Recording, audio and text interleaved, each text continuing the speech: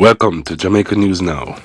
It has been a consequential and in some cases a deeply painful week across Jamaica. A horrific collision in Trelawny has renewed national concern about road safety.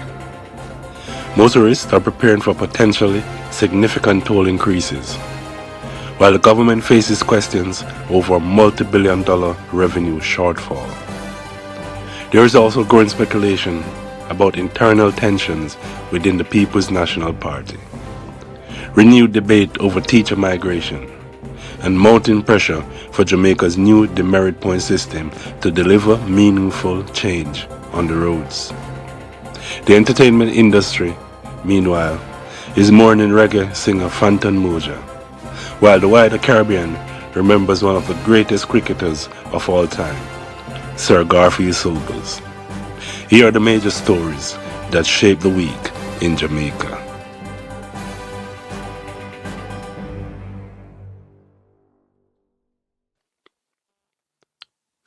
Jamaica began the weekend confronting another terrible reminder of the human cost of road crashes. 7 people were killed following a collision involving a minibus and a motor truck along the Bowgate Main Road in Falmouth, Trelawny. The crash reportedly occurred shortly after 8 o'clock on Friday morning. Several people were initially transported to hospital, but the death toll later increased as another victim succumbed to injuries. One of those victims, identified, was 23-year-old Theodore Hudson of Tower Hill.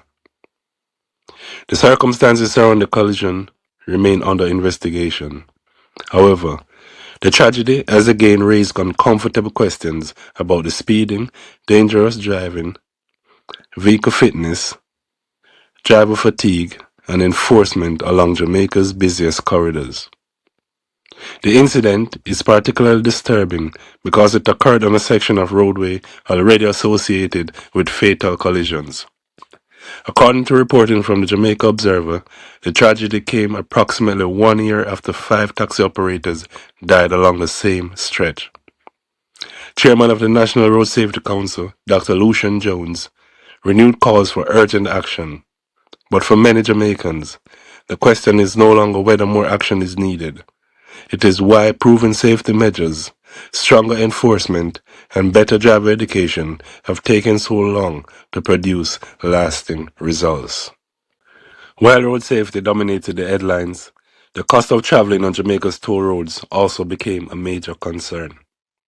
Under proposed increases, a Class 1 motorist traveling the full North-South Highway between Caymanas and Ocho Rios could pay as much as $5,220 for a round trip. The proposal has attracted strong public attention, particularly among motorists who regularly use the highway for work, business, or family travel. For many drivers, the highway is no longer viewed as a luxury. It has become an important transportation route that reduces travel time, avoids some dangerous or heavily congested roads, and connects major commercial and tourism centers. However, a round trip costing more than $5,000 before fuel, food, or other expenses could place the highway beyond the regular reach of some families and small business operators. Supporters of the toll adjustments argue that the increases are linked to maintenance, operating costs, and contractual arrangements. Critics, however, want greater transparency about how the rates are calculated and whether the financial burden is being shared fairly. The final decision will be closely watched because the issue is not merely about tolls. It is about whether safe, efficient transportation infrastructure remains affordable to the public it was built to serve. Jamaica's public finances also came under scrutiny this week after figures show that the government collected $20.4 billion less than projected during the first 2 months of the 2026-2027 financial year. Between April and May, total revenue and grants reportedly amounted to approximately $172.1 billion, while tax revenue fell about $22 billion below budget. The government responded by reducing expenditure. Total spending was approximately $191.8 billion, which was $12.1 billion or 5.9% below the programmed amount. A revenue shortfall over 2 months does not automatically mean the government is facing a full year fiscal crisis. Tax receipts can fluctuate because of payment schedules, delayed transactions, and changes in economic activity. However, if the weakness continues, it could affect the pace of infrastructure projects, public programs, and hurricane recovery spending. The shortfall comes as the country continues managing the financial consequences of Hurricane Melissa. The Independent Fiscal Commission previously reported that hurricane-related pressures contributed to weaker revenue and increased expenditure during the previous financial year. The Ministry of Finance will therefore face pressure to explain whether the early shortfall is temporary or an indication of deeper weakness in the revenue program. This week, attention also turned to the People's National Party following the resignation of Westmoreland Central Member of Parliament Dwayne Vaz from the opposition shadow cabinet. Vaz's departure fueled speculation about dissatisfaction within the parliamentary opposition and renewed question about Mark Golding's leadership. The situation has also encouraged questions and discussions about whether other senior party figures, including Damien Crawford, could eventually emerge as leadership alternative. However, it is important to separate confirmed developments from political speculation. There has been no formally declared leadership challenge and no confirmed open campaign to remove Golding. Still, political resignations rarely occur in isolation. They are often interpreted through the wider relationship between party leadership, parliamentarians, constituency organizations, and supporters. The PMP made major gains in the 2025 general election but remained in opposition.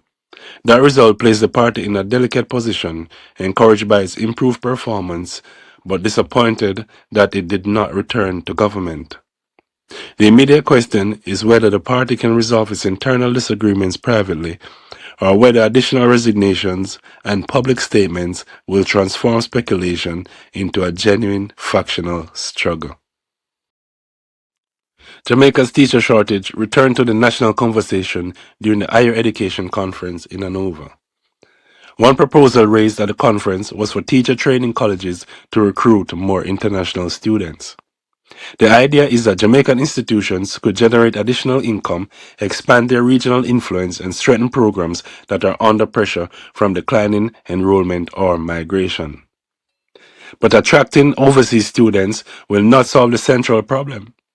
Jamaica continues to train teachers who are then recruited by schools in the United States, Canada, the United Kingdom, and other countries offering higher salaries and, in many cases, better working conditions. The Education Ministry says it is pursuing strategies to address teacher migration. Any long-term response will require more than recruitment campaigns.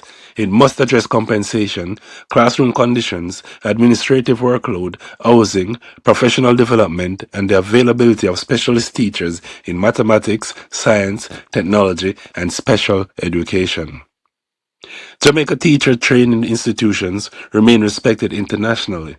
The challenge is ensuring that the country can retain enough of the educators it produces to meet the needs of local students.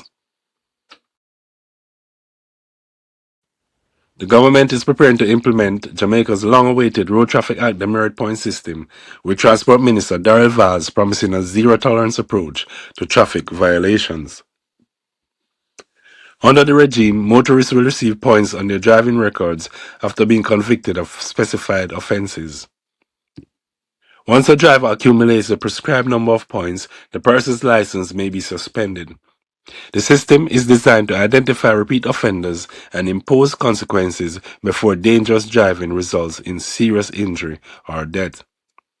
It could also target motorists who continuously speed, disobey traffic signals, overtake dangerously, or operate vehicles contrary to the law. However, the effectiveness of the system will depend on accurate and connected government databases.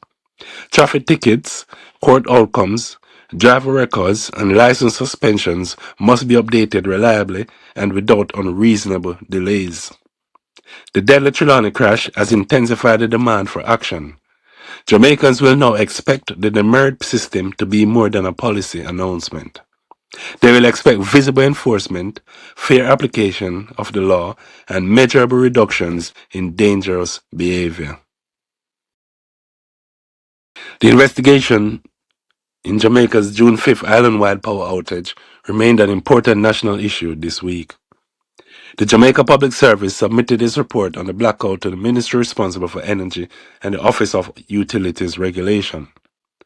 The government subsequently began a technical assessment to determine what caused the outage and whether the power company's systems responded appropriately. A major concern is whether Jamaica has sufficient protection against cascading grid failures. Such a failure can occur when the loss of one important component creates instability elsewhere, causing additional generators or transmission lines to disconnect in rapid succession. Investigators are also expected to examine Jamaica's black start capability, which is the ability to restart sections of the electricity system without relying on power from the wider grid. For households, businesses, and critical services, the central issue is accountability. The public needs a clear explanation of what failed, how quickly operators responded, and what corrective measures will be implemented to reduce the chance of another island-wide outage. The reggae community was plunged into mourning following the death of Fantan Mojah at the age of 49.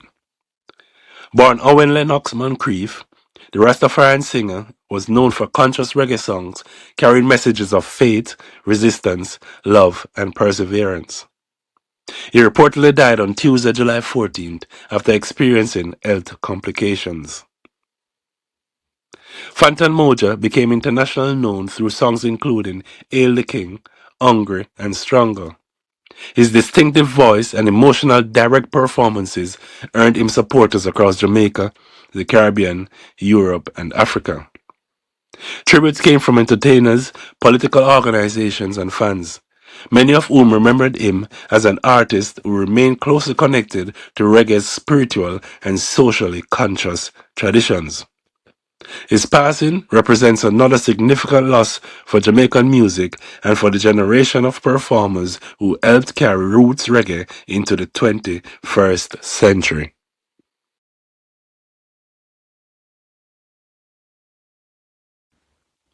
The sporting world is also mourning the death of legendary West Indies cricketer Sir Garfield Sobers at the age of 89. The Barbadian all-rounder is widely regarded as one of the greatest cricketers in the history of the game. His extraordinary abilities as a batsman, bowler, and fielder made him a symbol of West Indian excellence during an important period in Caribbean history. Sobers also shared a powerful connection with Jamaica through his friendship with Jamaican cricketer Collie Smith, who died following a motor vehicle crash in England in 1959. Their friendship remained an important part of Sobers' life and legacy. Barbados announced a national day of mourning, while tributes flowed from across the cricketing world. For generations of West Indians, Sir Gary was more than a sporting hero.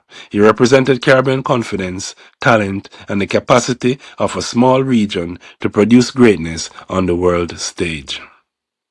6 it is! 5 on the trot. Oh, this is incredible. Now, this is 6 on the trot's a world record. Been done before, but 70 on the board. And he's done it! He's done it! And my goodness, it's gone way down to Swansea. 6 on the trot. 36 in 1 over. My goodness gracious, what an over.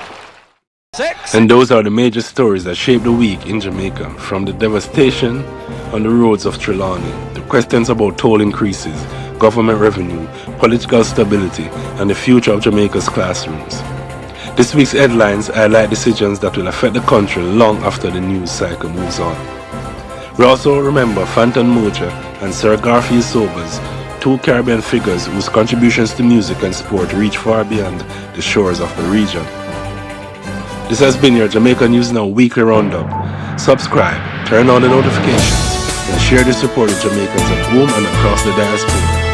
Until next time, stay informed, stay alert, and stay connected. Subscribe today, turn on notifications, and never miss the stories that matter most. Jamaica News Now, your Highlands, your news, right now.